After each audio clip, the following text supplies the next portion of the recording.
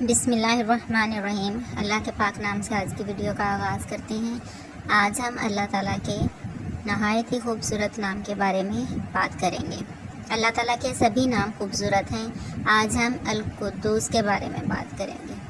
القدوس کا مطلب ہے نہایت پاکیزہ اور پاک ذات۔